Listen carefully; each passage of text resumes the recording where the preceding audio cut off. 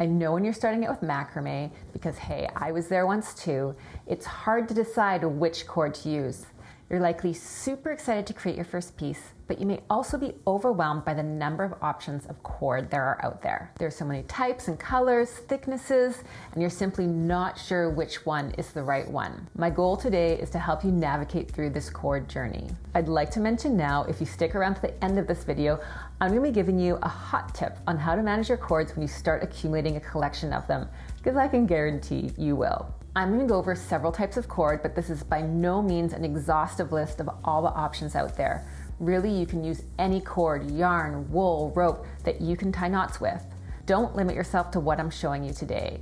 If you just want to start trying macrame knots, you likely have something kicking around the house already that you could just experiment with. But I'll tell you right now, there is no right and wrong cord. Ultimately, it depends on you as the creative spark behind the piece, what the look is that you are going for in your project.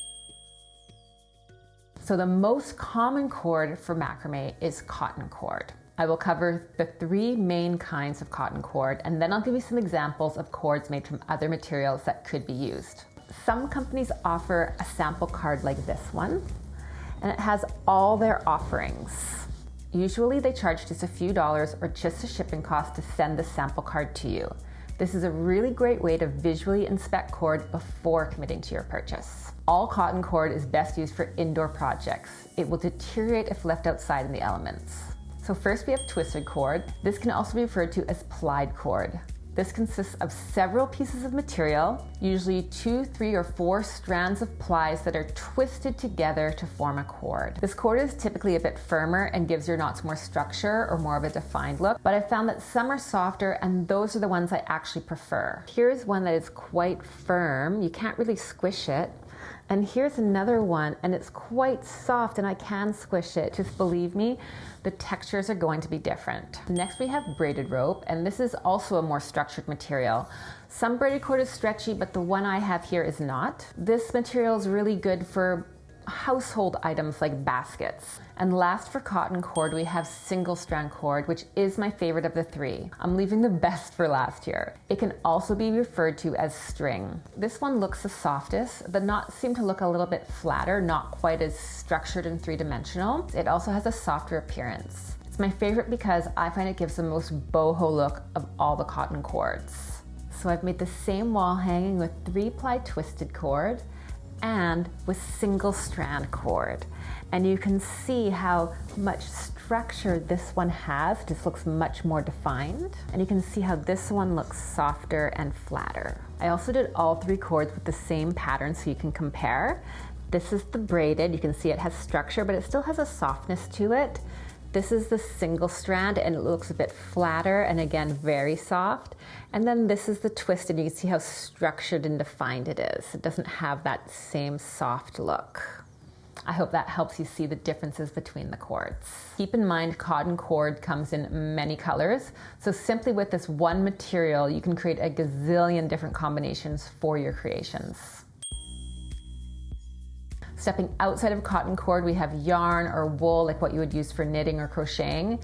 This can be used to add different textures to your work. You could use it to make the whole piece. It's very soft and nice to work with. I've made many plant hangers with wool and they have a soft, flowy, cozy appearance.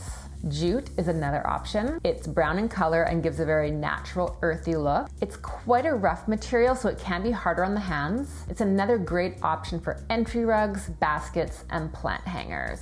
Next we have hemp. It comes in different thicknesses and it can be natural or colored. It's an extremely strong material and often used to make jewelry like necklaces and bracelets. Another category is synthetic cords. I don't really have experience with these materials as all of my projects so far have been for interiors. If you're making pieces that will live outdoors on the deck or in the yard, this is the material I would use as it can stand up to the elements like rain, sun, wind.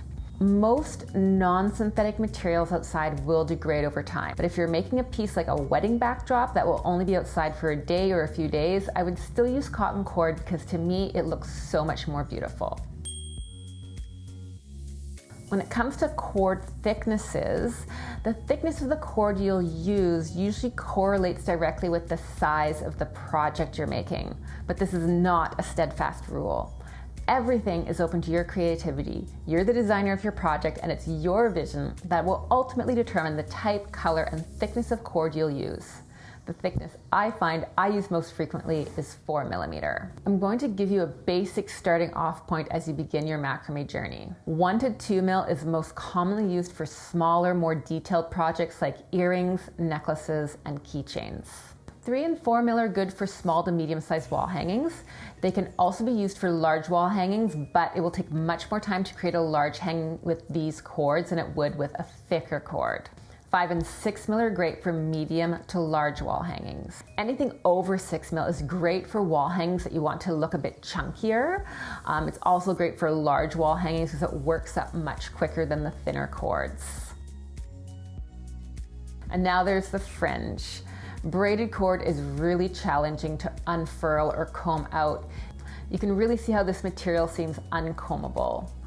I wouldn't use it if you want a shaggy combed out fringe. Single strand cord combs out the easiest and results in a nice, soft, fluffy look. Twisted cord, when unraveled, gives an awesome crimped or wavy look, but you could also comb it further and it'll look just like the single strand cord. If you've been following along till this point and you still aren't sure which cord to pick, I suggest just getting some 4 mil single strand cord as your first one. Follow a tutorial or just use your imagination and create a piece, but I will link tutorials in the description below in which I use 4mm cord. I can almost guarantee if you get hooked on macrame, soon you'll have a collection of many different types of cord. And now for the hot tip I mentioned in the beginning. When I get my macrame cord, I take a piece of masking tape and on it I write the brand of the cord, the thickness of the cord, and also the quantity of cord in the roll. When I've used some for a project, I update the amount of cord that is left. This will be a godsend when you have a collection of cord, because sometimes it's hard to tell the 4 mil from the 5 mil or the 3 mil from the 4 mil. Sometimes you have a cord that you really like, but if you didn't note down the brand, you might forget which one you ordered. So keeping the brand on there is super important. In the description below, I have links to cords I've used before and that I like. I hope this has brought you some clarity today, and I hope you have lots of fun creating your projects.